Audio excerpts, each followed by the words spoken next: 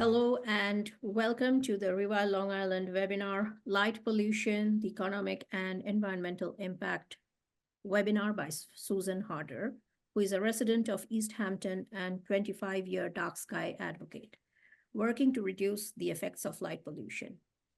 I'm so happy to see you all here today. A little something about Susan. Susan is a trained lighting designer, Illuminating Engineering Society. She evaluates lighting plans and proposed legislation and guidelines for municipalities such as East Hampton Town and Village, Southampton, Suffolk County, North Haven, Sagaponack, Sag Harbor, Islip, Riverhead, and Brookhaven. In this webinar, Susan will discuss the economic and environmental impact of light pollution. She'll offer solutions to ineffective, wasteful, harmful to flora and fauna, and obtrusive outdoor lighting. And I'm excited to hand this over to Susan. Hi, everybody. I'm really happy to be part of your presentation tonight. I want to apologize for two things. Number one, you can't see me speaking because we worked on it and it's not going to happen. So that's a photograph of me. And also I have a lot of slides I'm going to show you because this is an issue where, a picture tells the story.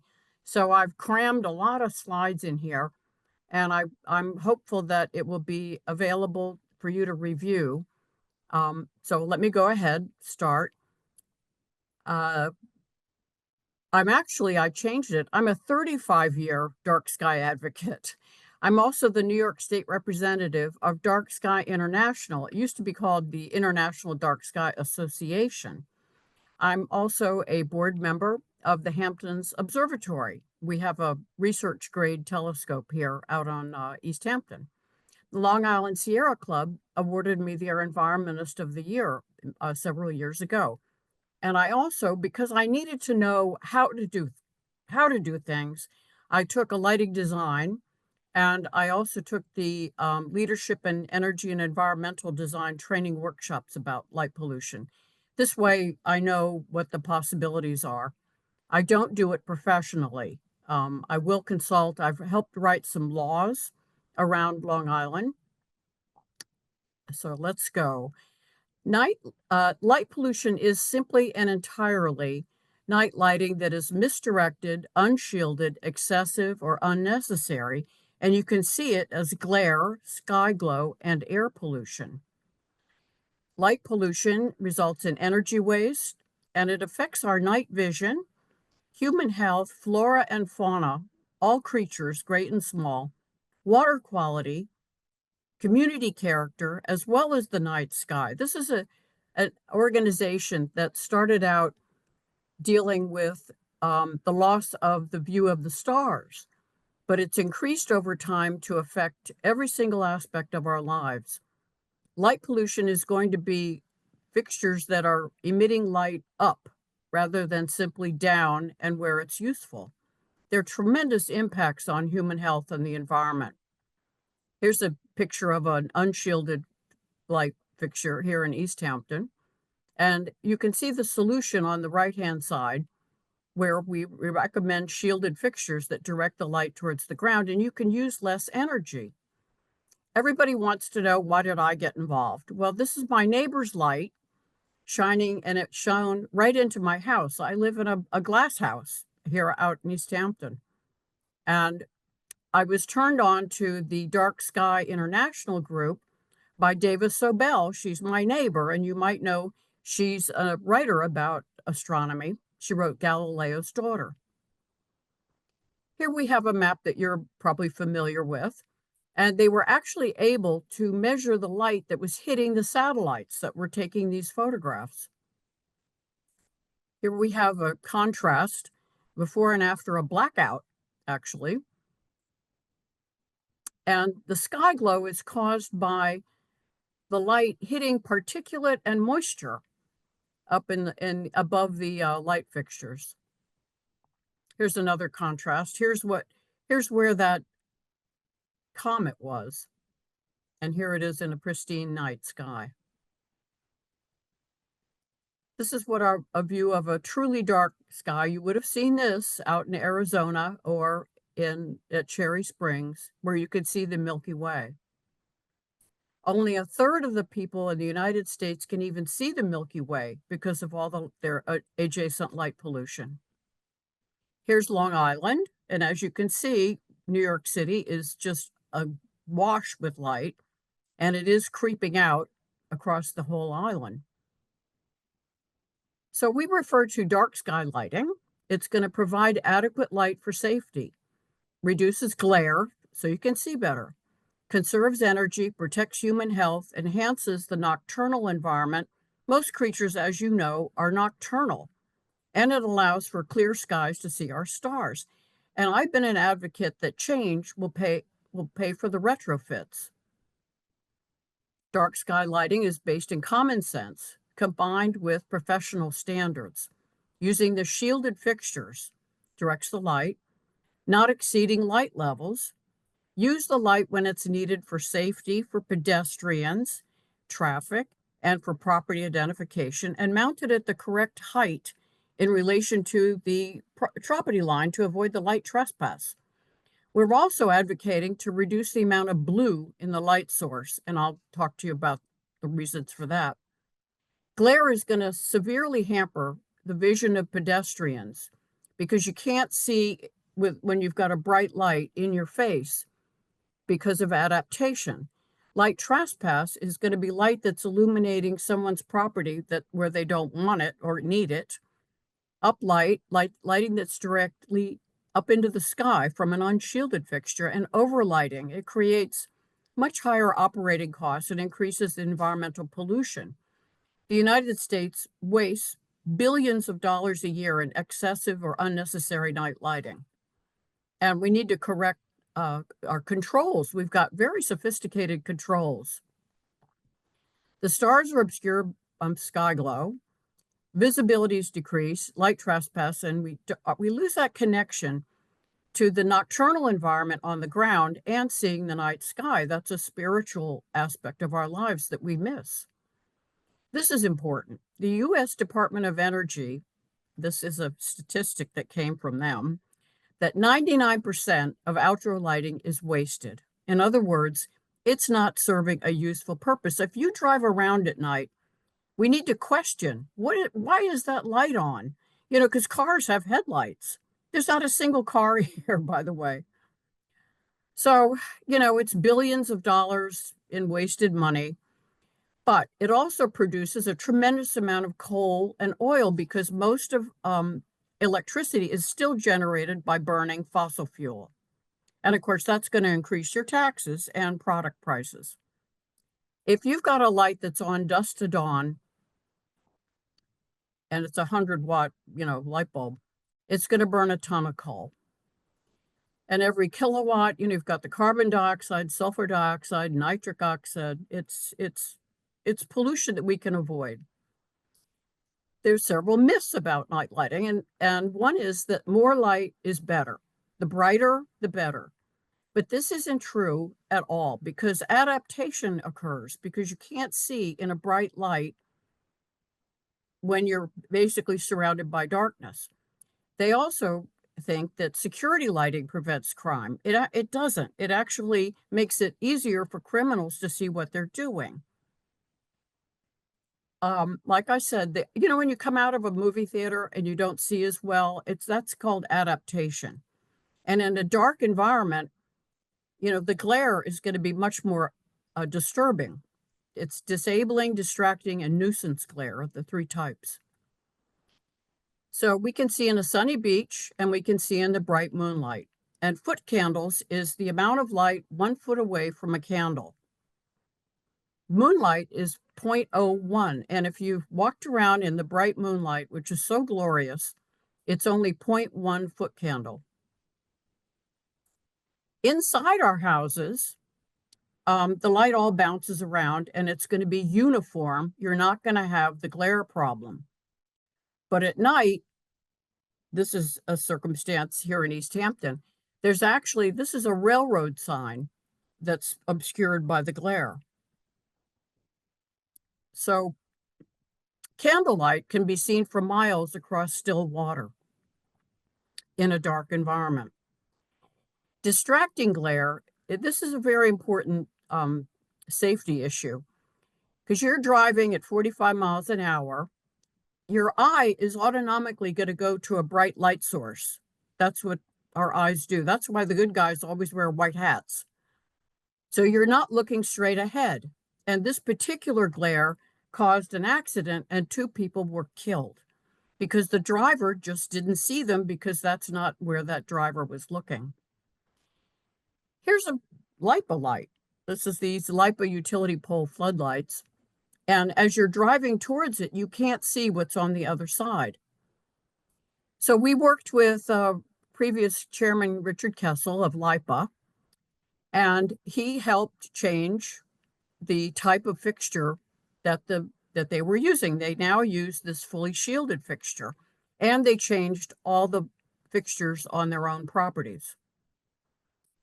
Shoreline is also an area where glare and bright lights will bounce off of water and create more problems for nighttime navigation, which are simply the yellow, red and green lights. They're they can't be seen with light coming straight out the boats.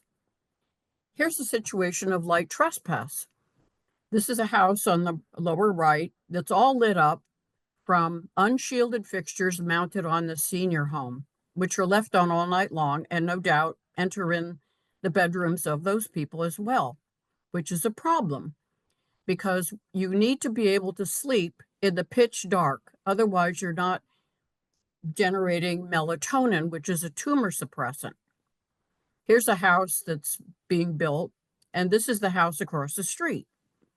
So they're going to have all their bedrooms lit up. Something to remember, we live in a billions of years of a day-night cycle. And light pollution, where it's lit, areas are lit when they're not supposed to be, it's going to interfere with our circadian rhythms, creates air and water pollution, suppresses melatonin, disturbs your sleep. Actually, light entering a child's bedroom at night is suspected as a rise in childhood leukemia. The glare is going to create dangerous conditions for drivers and pedestrians. And again, we lose our loss of the nocturnal environment. So that during the night and during the day, there's definite circadian rhythms that affect our bodies. And we're not the only living creatures, but a lot has not been studied of creatures at night. It's a natural bias that researchers have been researching during the day because they can see. But now they're starting to do major studies of the effects on creatures at night. So melatonin is very important to suppress growing tumors. So 1 pulse of artificial light at night disrupts your circadian cell division, and it's damage to the cell division that's characteristic of cancer. It's very important to sleep in the pitch dark. But the interesting thing, the higher the levels of artificial light at night also have produced the highest rates of prostate cancer. So this we went over. So flora and fauna have also evolved over hundreds of millions of years in a bright day, dark night cycle, with the moon phase stimulated behaviors. So light pollution so far that they have studied, which is everything, mammals, birds, reptiles, amphibians, fishes, invertebrates, and plants. Because we know plants are affected by light because they grow in the light. There was a study, the very first study of artificial night lighting was done in 2002. And this was their poster, which talked about all the effects of light pollution. Now, I'm not going to go through each one, but every creature that they studied, frogs, salamanders, snakes, moths, fish, songbirds, zooplankton, trees, puffins, and petrels. They're regulated by circadian rhythms that are disrupted by land light at night. Fireflies use signals to find mates. And when they're in a lit environment, they've been finding that the firefly population is being decimated. Another creature that's affected and has been studied and in fact is regulated. The U.S. Fish and Wildlife regulates lighting on the beaches in Florida because where there's light, when the turtles emerge from the sandy nest, they go towards the light and get run over by the highway rather than going towards the water, which is lit by the moonlight. So the U.S. Fish and Wildlife regulates the lighting along the shores. Birds migrate at night to save energy, to stay cool. And this is a poster from National Bird Migration Day, and you can see the stars in the background. They also navigate partially by the constellations. We know hundreds of millions of songbirds die every year. When they hit lit buildings, they get thrown off course. They also circle to exhaustion lit communication towers. Here are the birds. They collected these birds from a program in Toronto, and this is the lit buildings, which in the fog, the birds you can find the dead birds underneath the buildings. But some of the Chicago and New York specifically the dark sky people have helped enact shutoffs during migration seasons. Now, trees are affected when they hang on to their leaves when they're all lit up, and this one's lit up on that side of the tree. This is an Amagansett. It hangs on to the leaves when it should be going into dormancy. This is bad for the tree. This is from the Journal of Arboriculture, and they studied plane trees, sycamores, and they grew more rapidly and much later than plants of similar age that had been screened from the night lighting. Winter dieback was severe on the lighted trees. This is a poor lighting design for trees. This is slightly better. And the conclusion of that study from 2002 was that night lighting results in ecological disturbances and mortality of individuals and entire species in ways that are being discovered in every single study that they conducted.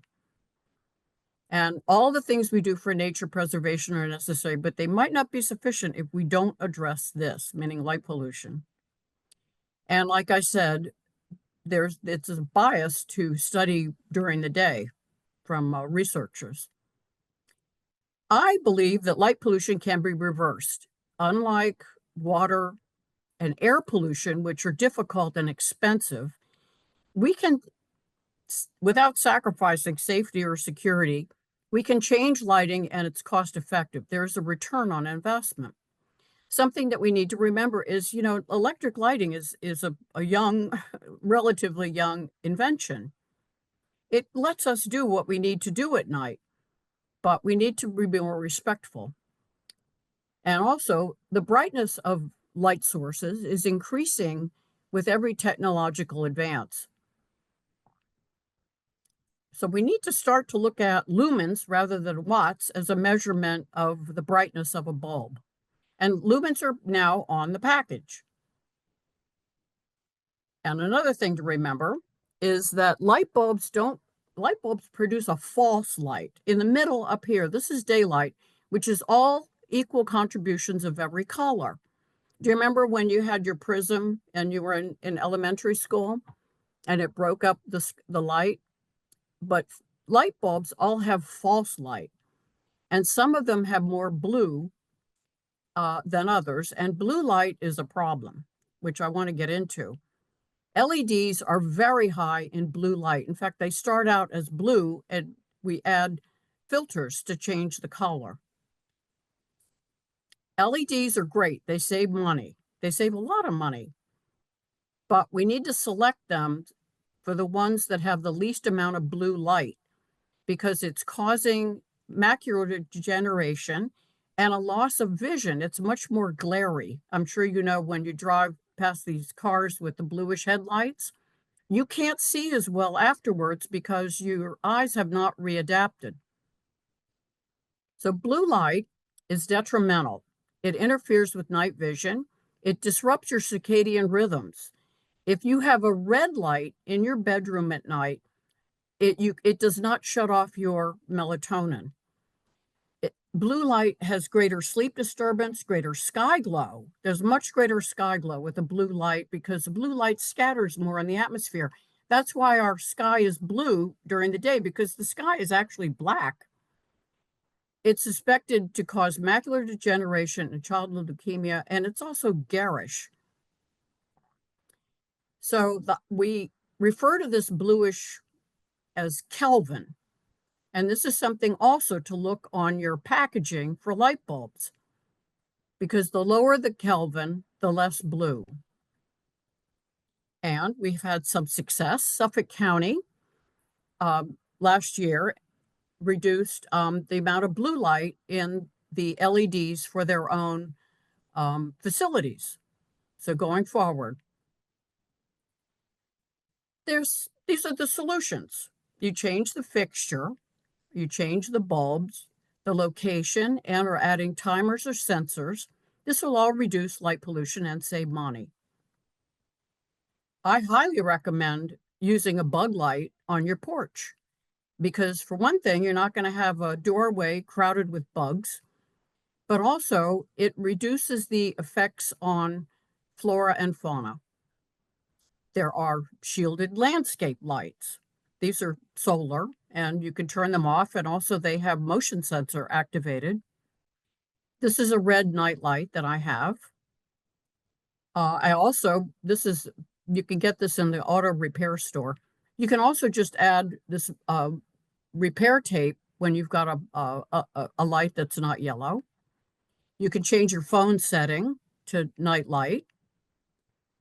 And we talk about, lighting as a security measure.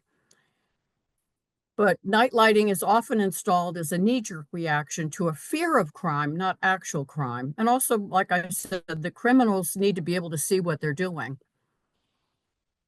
And the Department of Justice said there's a strong indication that increased lighting only decreases the fear of crime. They interviewed criminals convicted of property crime. What deterred you? Dogs, alarm system, somebody at home. Security lighting was not even on the chart. Also, 2/3 of property crimes are committed during the day. Highly recommend that we use controls. Also, when you're away, instead of leaving all your outdoor lights on, which doesn't deter anybody, you have 2 independent lights inside the house that go off and on at different times, then it appears that you're home. So we simply ask that we use safety and security issues solved by common sense. Lighting is not going to provide security. And actually, your neighbors are going to be a lot more likely to call the police if they see somebody with a flashlight walking around in your yard. There's a concept, dark sky campus, and it's used out in California.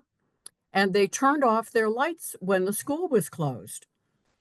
And they found that it did not deter, it did not increase vandalism. In fact, vandalism damaged in the district was reduced from 160,000 to 41,000.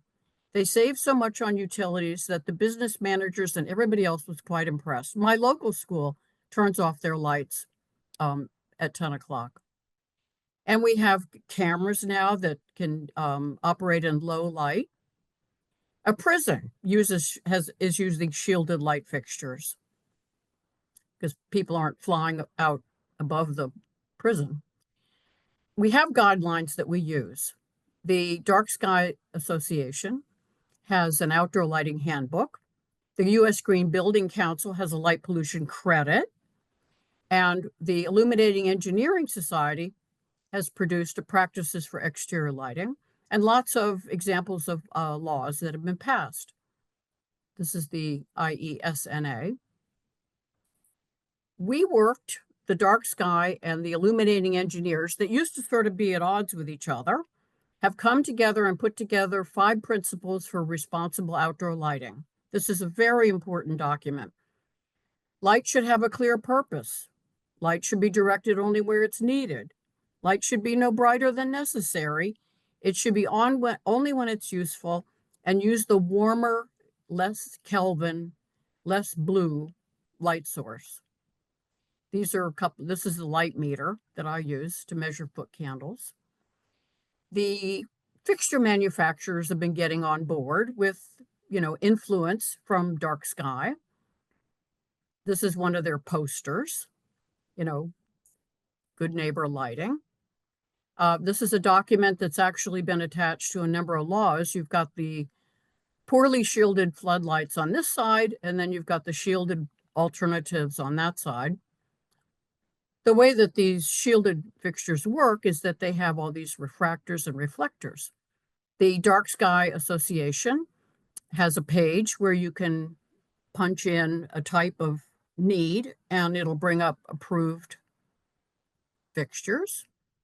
So the problem is we've got these old-fashioned light fixtures that are unshielded, but manufacturers have now been putting together light fixtures where the bulb is shielded. There's plenty of porch lights that direct the light towards the steps, towards the ground. Plenty of landscape lights that are shielded. Too often, people are selecting, municipal people are selecting light fixtures based on what they look like during the day instead of what they look like when they're lit at night. Port Jefferson on the right-hand side, this is a shielded fixture that they have. And in Sag Harbor, they still have one that's mounted. They've actually recently changed these. I take that back.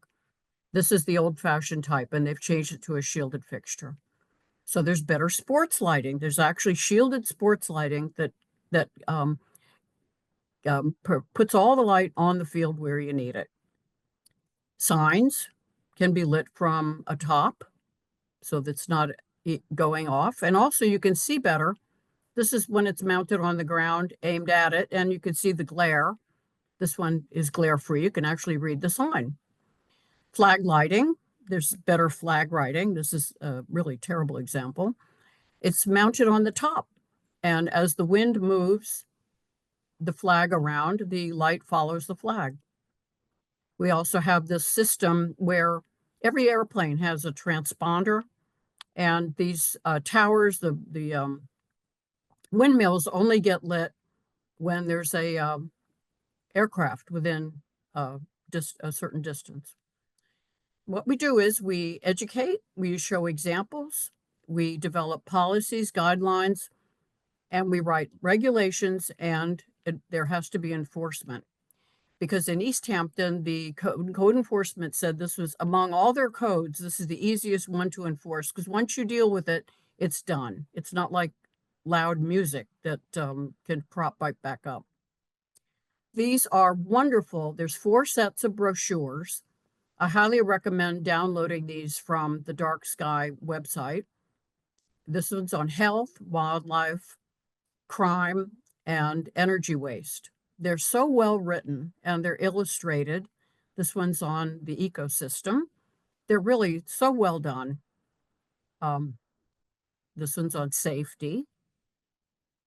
And this is on energy waste. And this is on our human health.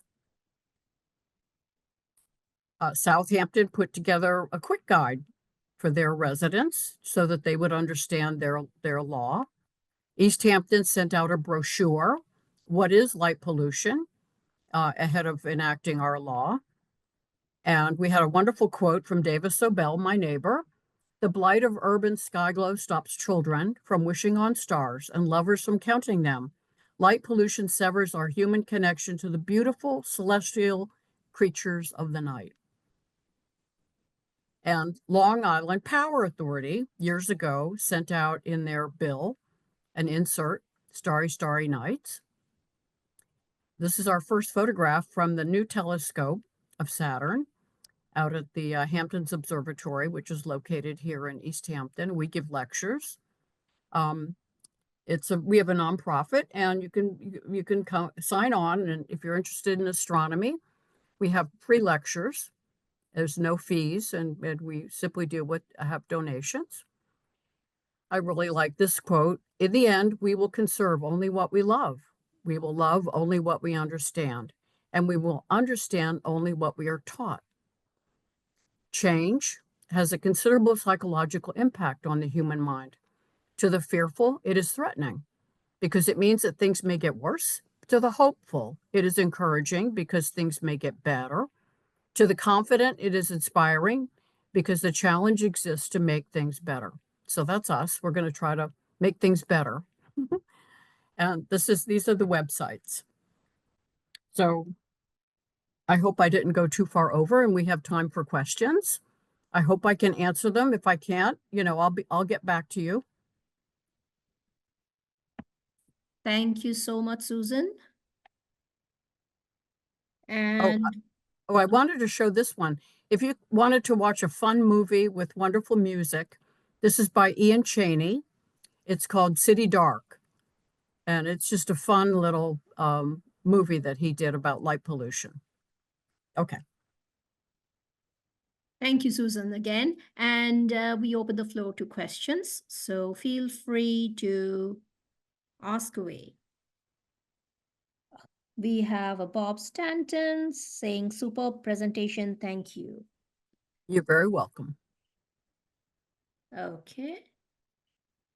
And yes, I agree with Bob. It was a wonderful presentation, Susan. Thank you. No questions? We got to have questions.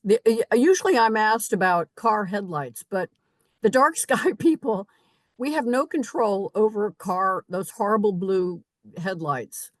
But everything else, everything ground mounted, we can deal with. I have a question from Gloria. How should we report lighting violations? The code enforcement has, in many towns, they've started to have people who work at night. And I would arm yourself with your local law and be nice and call your code enforcement. I think if you've got a neighbor that's shining light into your house, they probably did not install or aim that light fixture. An electrician, which unfortunately electricians, architects, and engineers do not study lighting design. So whoever stuck that light up that's shining into your house, your neighbor probably doesn't know it. So you might want to invite your neighbor back to your house and have them look towards their house and ask them if they don't need the light, if they could simply shut it off, and explain to them. And you could show them those brochures that lighting does not prevent crime.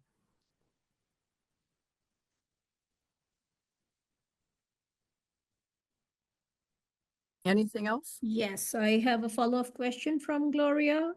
Okay. What if a municipal streetlight is shining into your house and that is my life? Oh, It dear. shines right into my bedroom. Well, it depends on the light fixture. And Gloria, I think you live in the village of East Hampton. And I have known them to spray paint the back of the fixture on the residential side when Scott Fithian was in charge. But I would at least ask them, because I believe they're starting to consider redoing all the streetlights in East Hampton Village. I initially got involved in that project and we developed a fixture that was fully shielded.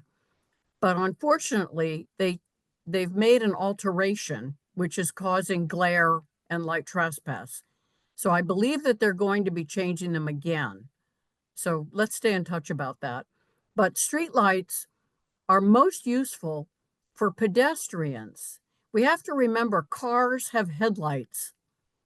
Cars have headlights.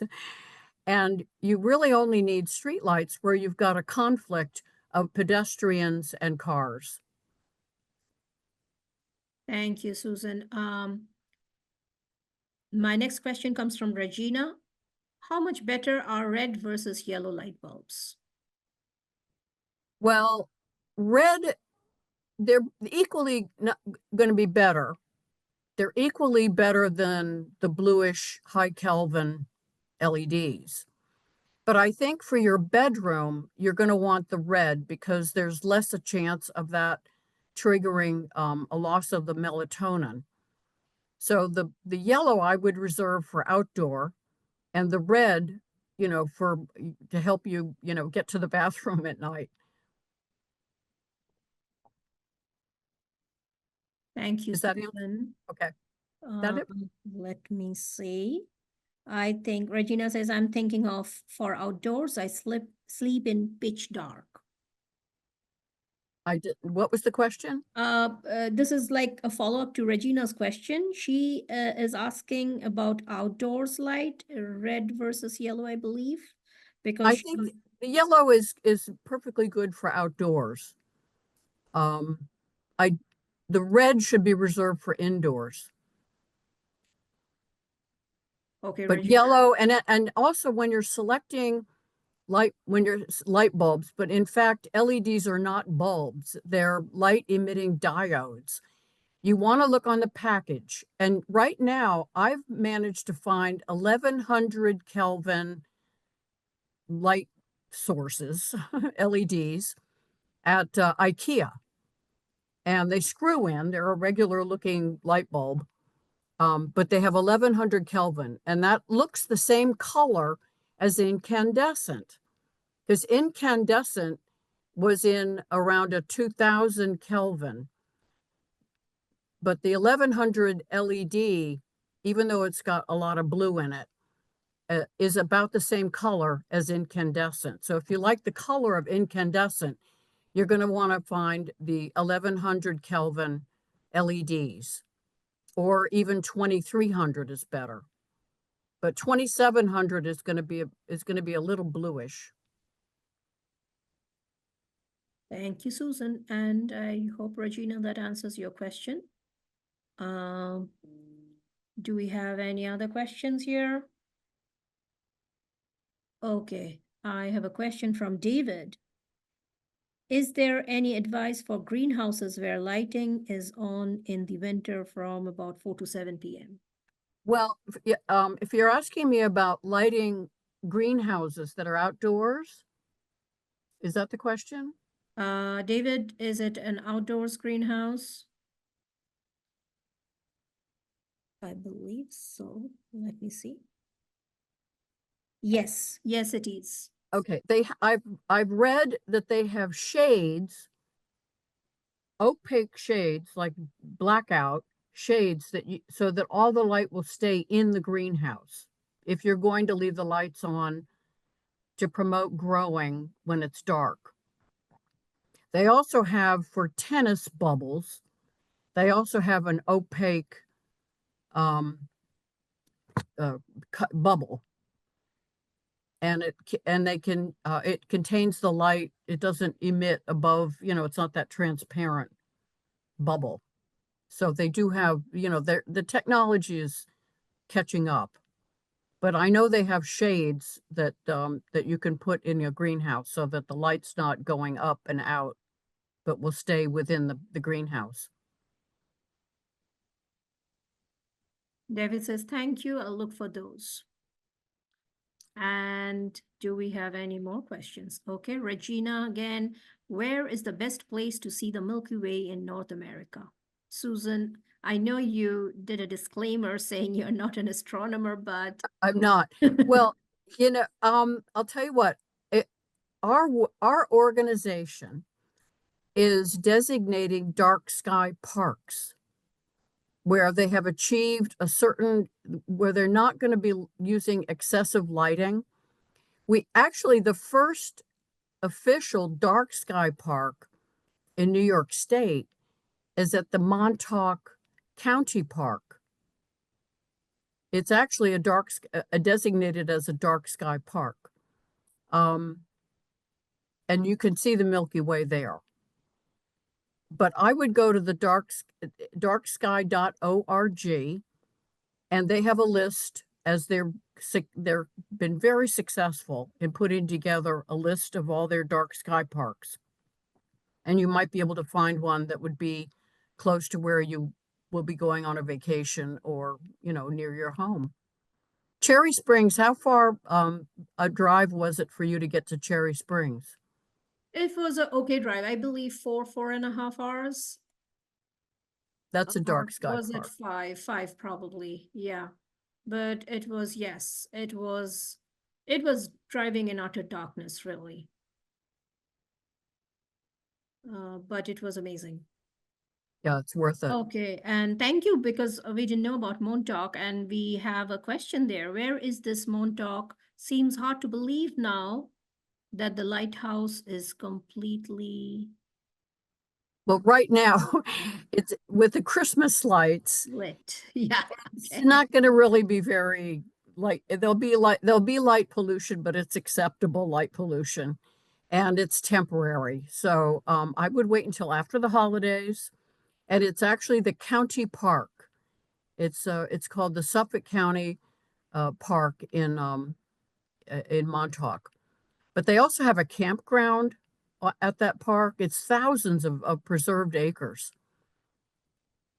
So I would check it out. It's right before, if you've ever been out to Montauk, it's right before that horse farm, where they have riding. It's right Yeah. before that. Yeah, actually, thank you, because usually all these parks are kind of like a 5 hours, 6 hours journey from here. And it is also very, very weather dependent. So, like, Yeah. if there are clouds, you go there for a weekend, and 2 nights in a row there are clouds. Well, That's it. you'd want to go to the Montauk County Park in the winter, because in the summer it's very moist out there. Mhm. Aha. And we were originally going to locate our observatory at that park, but it would have been, the moisture just would have been, a bigger problem. So now we're over near the Ross School. Oh, I believe Jay Coos, he's written something here. Sadly, though the parks are closed to public at night, is Montauk Well, County Park it, closed? it very well could be, Mm-hmm. but all you have to do is get in touch with your Suffolk County legislator and have them arrange for you to be able to go there. It's very quiet and it's very undisturbed. So, or call the park, arrangements can be made. We used to have star parties there, and we may still do it.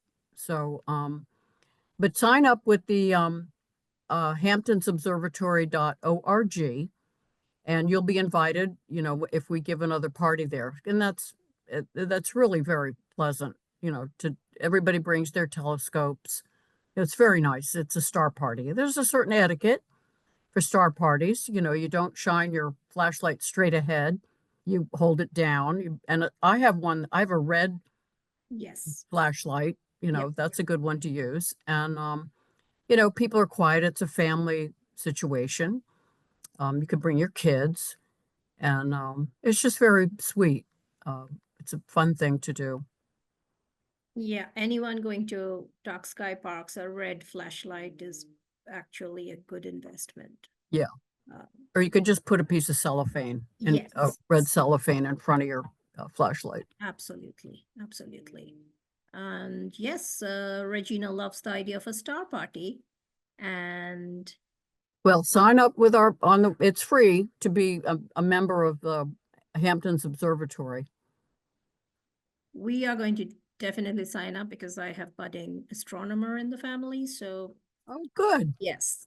They, they can bring their telescope. It'll be lovely. Yes. And any more questions? Do I see any more questions? I mean, if you have questions, just feel free to unmute yourself and ask. Okay. All right. Well, I'll just say one more thing about regulations and my experience, because I've written quite a few laws.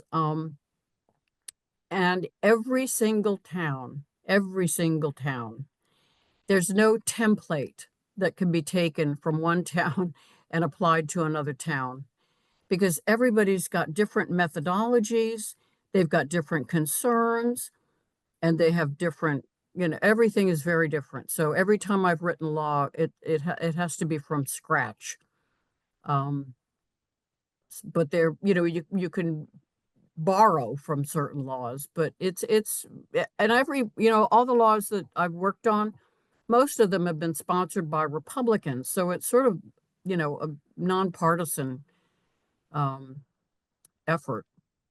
So we don't need to be deterred by that. Yeah, we need something like that for Hicksville, actually. Uh-huh. I wrote Lloyd Harbor, which is right there. Uh-huh. And they have got a very good law, but it's an entirely residential area. So they didn't need to have commercial Yeah. regulations. Yeah, we do have a lot of street light. We could absolutely not see any of the auroras that went from Canada to Texas. Yeah. Just because we had too much light around. Yes, I agree. We need help here in Nassau County. I know.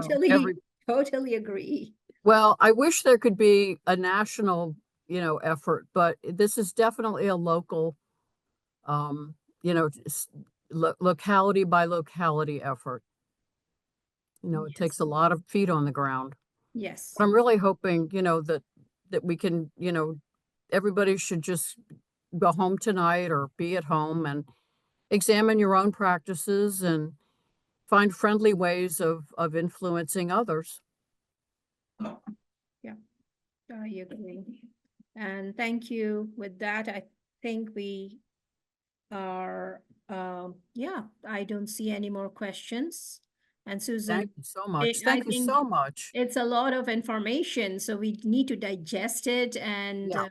file Sleep it on it. away, Yeah, sleep sleep on on it. If it. there's other questions, you could reach me. Here's my email. Perfect. And I'm happy to, I engage in this full time when I'm not, dealing with my new pet. So I'm really happy to have been introduced to your organization. You're doing wonderful work, and I appreciate it very much. And I have a Regina who's got an awesome idea. She says, what a wonderful presentation. Thank you so very much for sharing this info and for tonight's presentation. All my friends are getting yellow light bulbs for Xmas. Good, good, good, good. Yay! So with that positive thought, I wish everyone good night and happy holidays and hope to see you all next year. Thank you so much.